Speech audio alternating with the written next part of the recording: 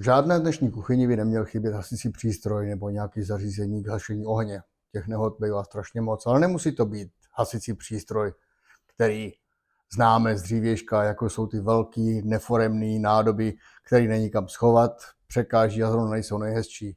Dneska máme daleko lepší, daleko hezčí, stejně účinný, možná dokonce i účinnější přístroje, který krásně zapadnou do naší moderní kuchyní, jako je třeba tady ten Maus výrobek.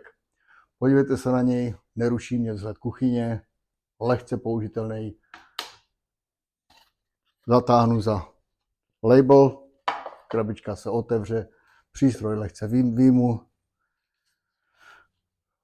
Zde je spouštěcí zařízení, pojistka, spouštěč a odtud se mě objeví množství páry, který zamířím na nehodu, na oheň a ten uhasím. Zařízení není pod žádným tlakem, tudíž oheň nevyprskne ven. Normální reakce lidí je, vezmu pánev a hodím ji pod vodu. Tím všecko znásobím. Tady toto zařízení tomu absolutně zabrání. Uhasí párou nebo jemnou párou oheň a bez žádných následků. Samozřejmě to jídlo už nemůžu jíst, ale není to toxický, otevřu okno, vyvětrám a je všechno jako dřív.